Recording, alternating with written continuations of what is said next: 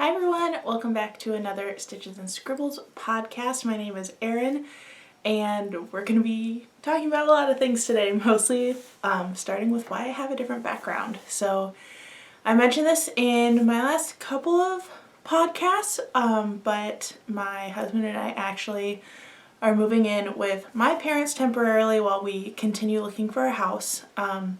We haven't had much luck so far. We've tried to place bids on a couple different houses in our area that we were looking at, but nothing has stuck so far. So we're hoping that in the next couple of months we can find the perfect thing, but we didn't want to get stuck with another full year of our apartment lease while we were doing that. So this is the temporary solution.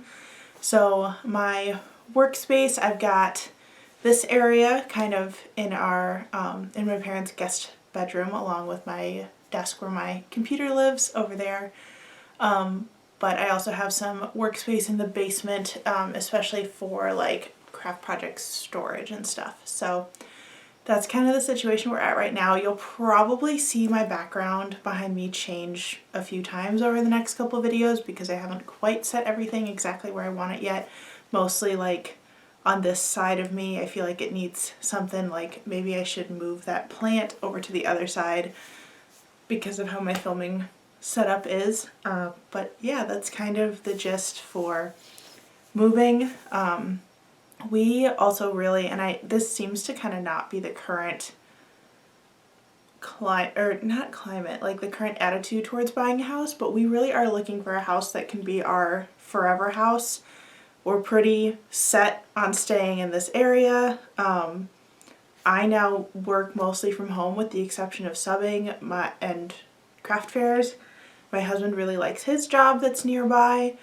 So we're not looking for something temporary that we'll grow out of in a couple years, which I feel like a lot of our friends our age definitely looked for a starter house instead of a forever house, because definitely like everyone has figured out that like renting is not very economically sound. You end up pouring a lot of money into something that you can't keep afterwards. So I think it was partially a lot of people are looking to not rent, but they don't feel like they need to find their permanent house yet. So we're kind of doing the opposite of that. We would really like a forever house, so we're looking for enough bedrooms for what we're kind of planning in the future. We're looking for a house that has something that can be converted to an office space, whether it's like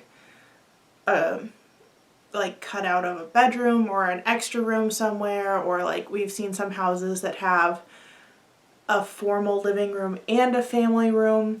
So kind of just trying to figure out a layout that will work with that in mind. So far, kind of my favorite options I've seen in other houses. First of all, houses, and I don't think we've looked at too many of these, but houses that have like a master suite instead of just a master bedroom a lot of times have like a place that's designed to be like a sitting area in them, whether it's like a little spot by the window or like a spot on the wall that like is inset a little bit from the rest of the room. But for me, that could be a perfect spot to put a desk, and then just store most of my craft stuff in the basement instead of having the yarn wall like I had in the previous apartment. I also really like the idea of if we end up with a house that has a living room and a family room, to use the family room as like a future homework room for our kids, or like quiet space, so not having a TV in there, but I could have my desk in there and like storage behind me if I want storage to also be craft display. We've also seen some houses where the basement was a family room and that left a lot of spots where I could put up my desk set up as well. So I'm really flexible about where my home office will be in a future house. I don't have a specific idea in mind of like, we can only have a house that has like a designated home office or a designated extra bedroom. Like I'll fit it in wherever it works in the house, but that space just needs to be somewhere, you know? But I think my personal favorite would be having my office also be the spot where like our future kids work on homework, just to like designate that as a family work zone, and then I don't feel as bad about like taking a whole room for myself. So And that's thinking really far ahead because we don't have kids yet and that probably won't be happening for at least a couple years. So all thinking very far ahead, but I think we're both people who really like to be prepared for stuff like this. So that's kind of the plan for now. But yeah, I am really happy with my current desk setup and where I have it in this room.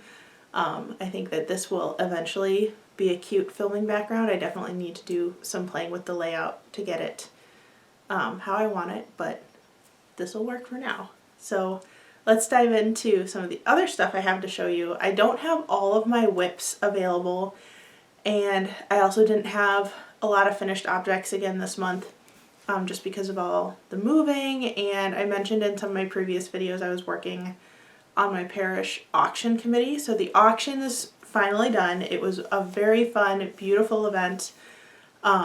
Definitely a lot of work. We were on the decorating team as well, so my mom and I spent a good 5 to 6 hours doing setup for the event on a Friday, as well as I stayed after school Thursday the day before to help with some stuff. So definitely put in a lot of work. We ended up making a really pretty balloon wall for the event, and I did letters on my Cricut and everything, but that balloon wall by itself took 5 hours, so not including the time I spent doing Cricut stuff. So a lot of work. That's why I didn't have a video last week. Really glad that I got a time slot where I could film today. Today is actually Thursday, so you are seeing this video Friday, the day after I filmed it. Because I was worried I wasn't going to have time to film again this week, but it worked out. So where was I? Oh, talking about whips and finished objects. Don't have any finished objects to show you because of how busy of a month it was. I did really have fun kind of reorganizing my yarn, which I'm going to show you in a different video, which led to more projects, but it's not quite set up in the perfect way yet, so some of my projects are kind of buried in boxes at the moment, but I'll show you the finished product in a video. I already started filming that video, which maybe will come out in the next 2 weeks or so, but I filmed myself packing up my yarn stash so that I can show you the finished product and how it's being stored in the basement. But I do have 2 whips that are currently up here with me. So the first one is actually a prayer shawl. So this is a really stripy yarn. I'll grab my other cake so you can see the colors more clearly because the one I'm working on is falling apart.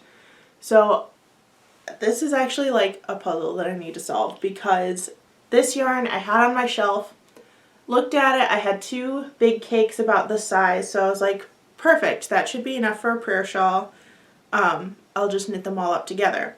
But I am almost done with one of the 2 cakes that are about the same, and it's only about 2 feet long, maybe. And I think it's going to need to be a lot longer than that. So I'll see where I'm at once I do actually finish this cake, what the halfway point is. But I may need to sub in another color in the middle because I found out that this yarn color has been discontinued, or at least I can't find it.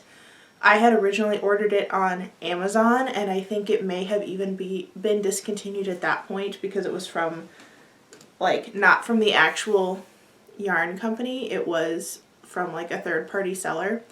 But it was a Karen Big Cake in the color Shadowberry or Nightberry, something like that.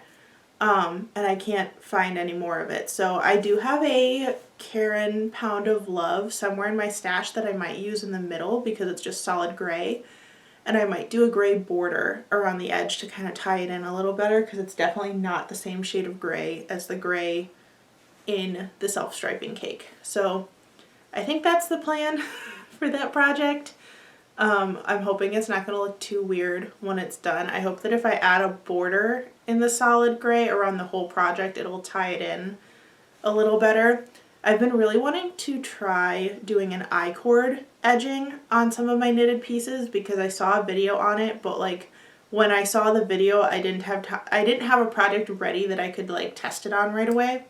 So I've been kind of itching to try it both on this and on an infinity scarf that I know is buried in my whips in the basement. But I thought that it would be a good use for that one as well. And then my other whip actually came about because of packing up all my yarn.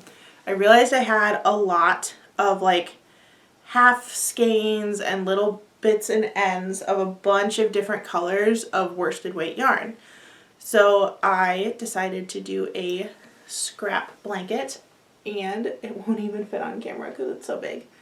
But I am using the linen stitch or moss stitch square. I watched the tutorial from TL Yarncraft. She used this for her temperature blanket for 2021, which is how I knew about the video.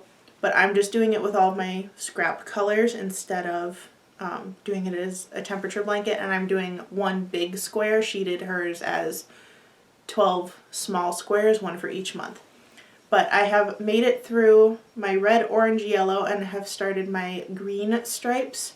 But I have greens, blues, purples, and teals all in my basket ready to go. And based on the amount of yarn I have, because I do have some neutrals at the end, I haven't decided yet if I'm going to stop after purple, so like finish my greens, blues, and the one purple I have and then stop, or if I'm going to add the neutrals that are in there as well. Because I have quite a few neutrals, but I think I want this to be like throw sized instead of like full giant blanket sized. It's not going to be like a bed sized blanket because it's a square anyway. But I might have to see what that looks like when I get to that point with the yarn that I have. But that was an exciting way to clean out some of my yarns and not have to like store half skeins. Because with the rainbow yarn wall that I had before with all my colors, I put most of my scrap cakes or like little leftover bits on the shelf anyway just to make it look pretty. But that wasn't, now that like my yarn is stored by type instead of by color, that wasn't a great use of space. So I figured just use up all the leftovers and take them upstairs with me. And that's it for whips. So I have some acquisitions this month. I have not purchased craft supplies in a fairly long time, with the exception of stuff that I was purchasing for the auction. So it was really exciting to do some yarn and craft supply purchasing. But the first thing I have to show you actually was not a purchase, because I had my prayer shawl group meeting yesterday, so I picked up another prayer shawl's worth of yarn from that group. This is the yarn ID from Yarnbee in the color Thistle. I don't think it'll show up on camera because it looks pretty gray, but it's actually very, very faintly purple, but mostly gray. I have used this color before for other projects and I really love it.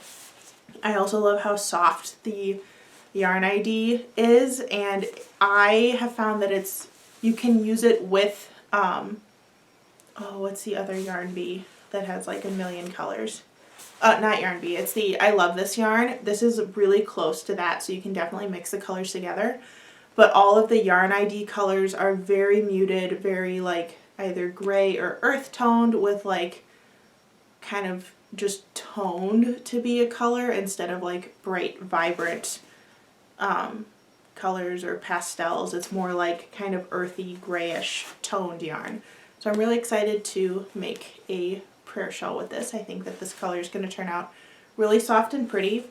The lady who picked this up was telling me that 2 of the skeins are from the same dye lot and the other one isn't. In direct sunlight or even on camera, they look like they're all the same, so I don't think it's a huge deal. But in some darker lighting, you can tell that one of them is different. So I'm definitely going to use the different one like in the middle of the shawl instead of on either end, just in case. But I think I actually want to start with another linen stitch square for the like middle back part, and then continue the linen stitch on the sides with the other 2 skeins. So like, if you've ever done like a log cabin granny square where like you start with a square in the middle and then just build up on each side individually. It's kind of that concept, but it'll be like rectangles on either side. I could also just do 3 linen stitch squares and stitch them together, but I don't think I want to do that. I think I want to like just keep extending the stitches on either side. So that could be an interesting project, but there's also like at least a 50% chance of me changing my mind when I actually start it. So you'll just have to check back in the next podcast and see if I actually did it the way that I said I wanted to or not.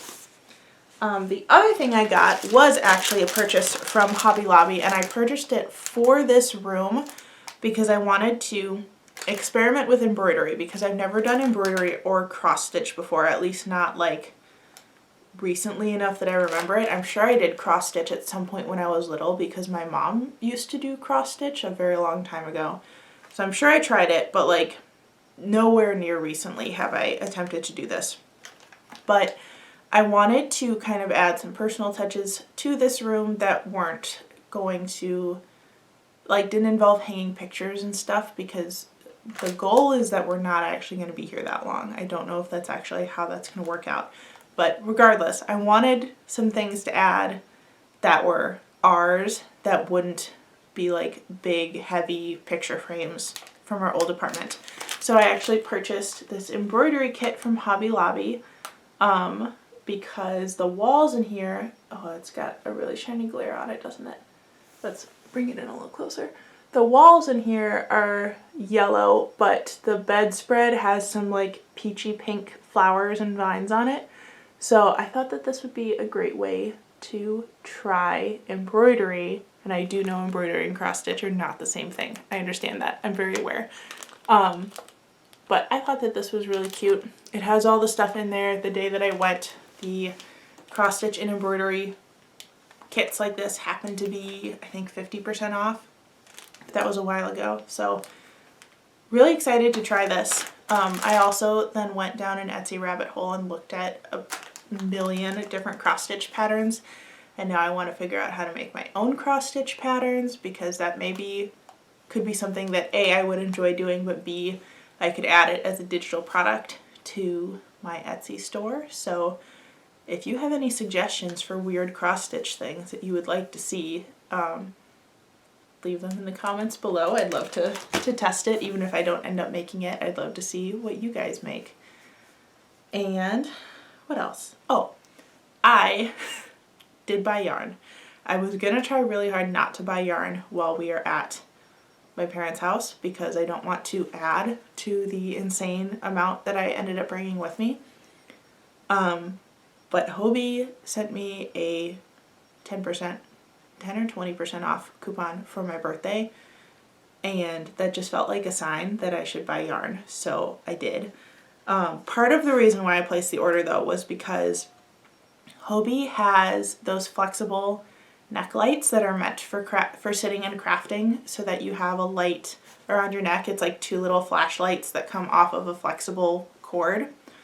And I got those for my whole family for Christmas, because even though they're not all crafters, they all either like do stuff with tools or like little tiny things, or it's just handy to have like on car trips and stuff. So I got one for everybody.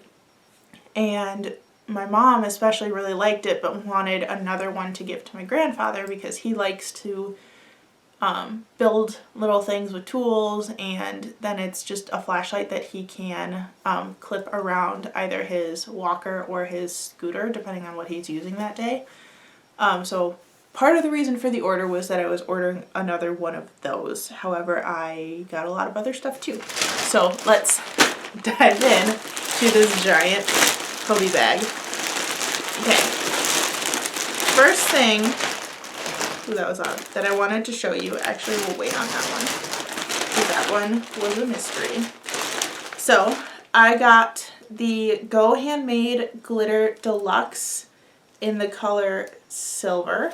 So this is, I'll get it up close, it's really shiny. This is a silver thread that you can double up with any yarn to make it like a glitter yarn. So it's basically the same stuff that they would put in sparkly yarn anyway. It's just separate so that you can add it to what you want. It says 1,800 meters in here. It doesn't say yards on it. That's odd. Usually it says both, even with Hobbii. So there's quite a bit on here, even though it looks like not a lot because of how thin the cone is, because the thread is so thin. There's a lot of yardage on here. So that'll be very exciting to experiment with to make some things nice and sparkly. Up next, I picked out this yarn cake. This is Azalea in, what color number is it? Color number 8. I don't remember what it was called, but it's 52% cotton, 48% acrylic. It is a number 2 weight, and what's the yardage on here? It's 800 meters or 874 yards. But I picked this out as I throw it on the floor. Let's put the bag down too so that I stop making noise with it. I picked this color out because, I don't know if I've mentioned this before in my videos, but I am Catholic, and we are now in the season of Lent because yesterday, the day I'm filming this, was Ash Wednesday. But for both Lent and Advent, the church is always decorated with purple, like cloth banners, purple candles, and the priest wears purple during both Lent and Advent. Lent being the season before Easter, Advent being the season before Christmas. And a lot of people try to wear purple to church during those seasons, kind of to like add to the mindset of being in that preparation. But I don't have a lot of purple clothes at all. What I do have is a lot of all black or all gray. So I picked out this yarn cake so that I could make myself a purple shawl, and I specifically picked one of these lighter weight ones so that it wouldn't be too hot for Lent, because Lent sometimes goes all the way into May where it's very warm out. So I picked this one so that it would be a much lighter weight shawl, but it's got all those shades of lovely purples in there so that I can wear it to church during those 2 seasons. However, had I known the other thing I was going to get, I still prefer this color over the other one, but I ended up with something else that was very, very similar.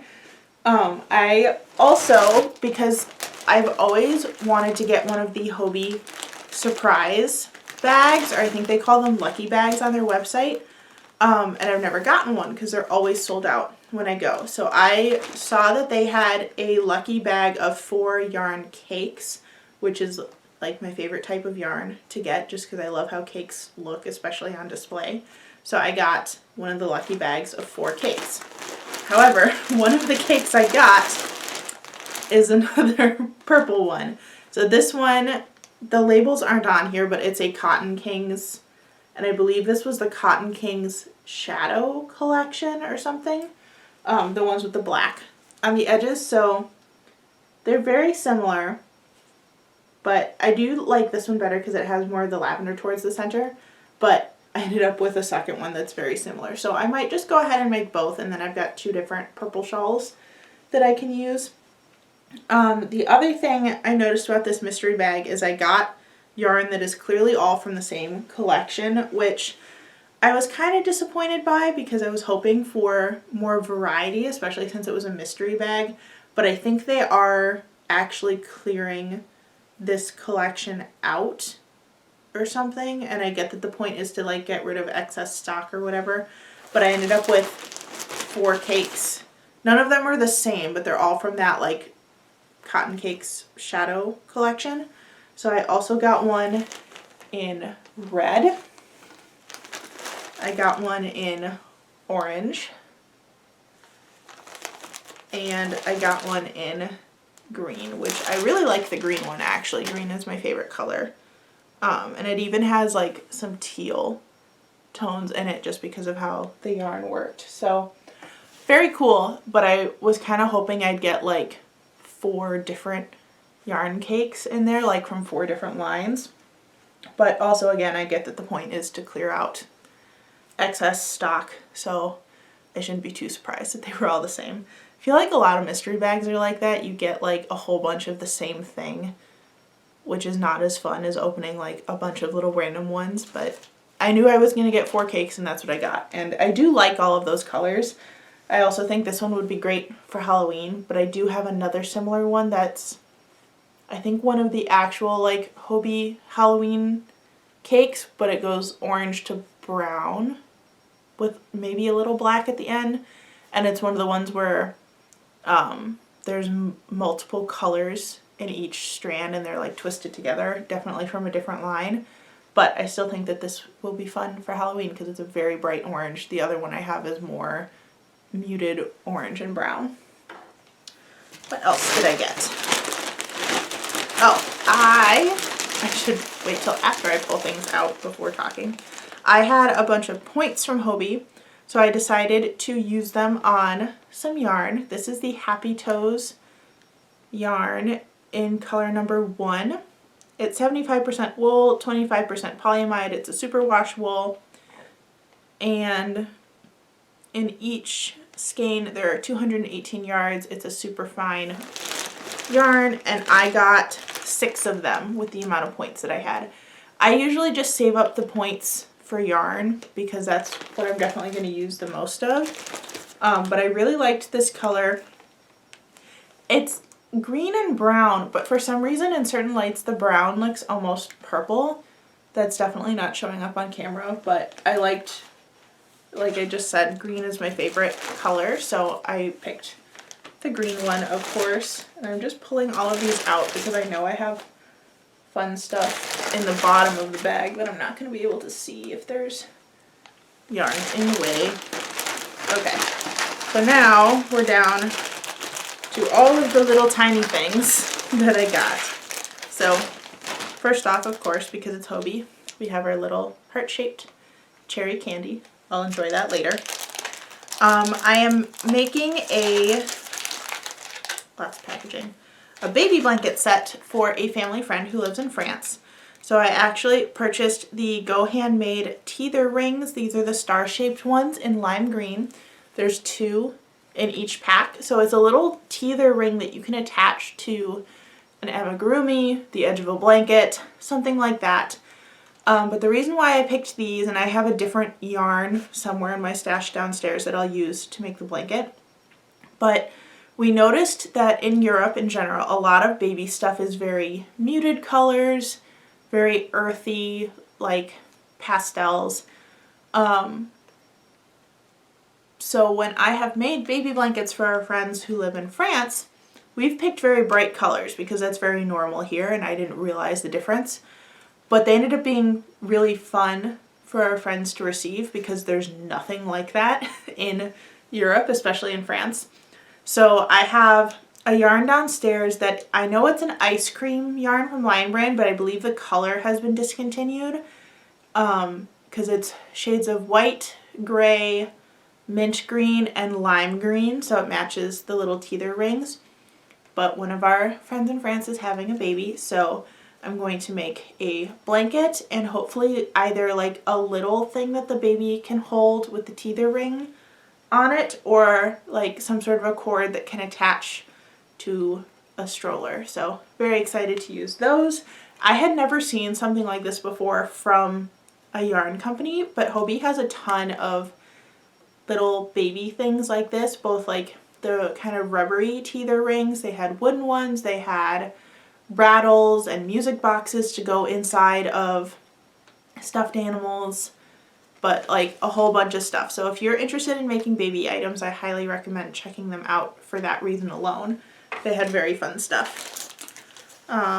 Their free gift in this one was stitch markers. If you spend over a certain amount on Hobbii, you always get a free gift with your purchase. So stitch markers came in mine this time.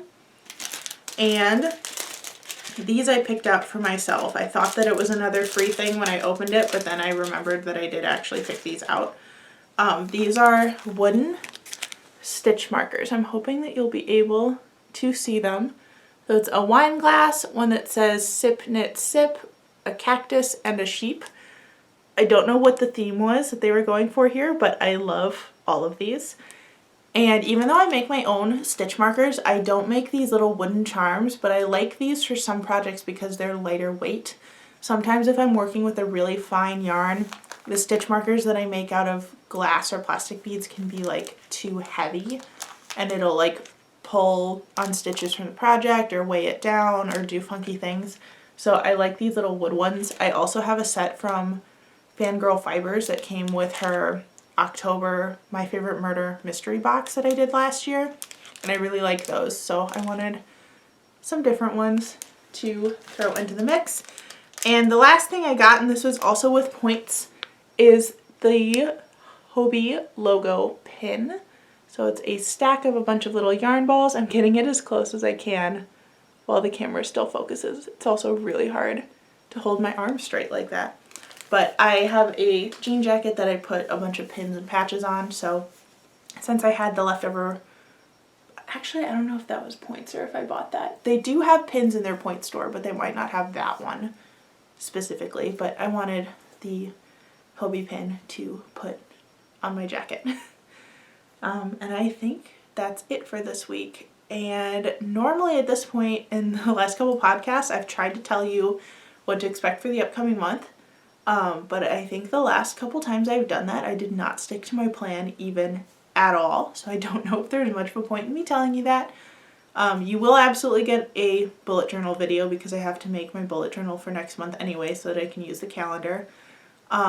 Hopefully I'll show you some moving content, like how I have my yarn stored in the basement, and probably another knit or crochet with me. I'm trying to keep my videos pretty low key for this month while we finish the moving process, because not only are we moving in here, but we're moving all of our furniture and other stuff into a storage unit, and who knows, hopefully soon we will be moving again. So I'm trying to keep the next couple months of videos things that I can film mostly in one sitting so that I don't have to dedicate too much time each week to filming stuff or crafting in general, because we might be doing other things. But I will have some craft fairs coming up soon. I think those start in May, so I might have to do some more craft fair prep, which that's really easy to show you guys on camera. So yeah, even though I said there wasn't a point in me telling you what to expect, that's kind of right now the plan for the next couple months. I hope you enjoyed watching. If you have any questions or comments, feel free to leave them below. I love reading comments from you guys. And if you haven't already, make sure you like this video and hit the subscribe button so that you can see all of my content. I upload almost every Friday, depending on how crazy my life is, but we do lots of crafty things here. So if you, and also if you want to follow me elsewhere, that information will be below. Instagram, TikTok, my Etsy store, all that good stuff. Thank you so much for watching, and I will see you in the next one. Bye everyone!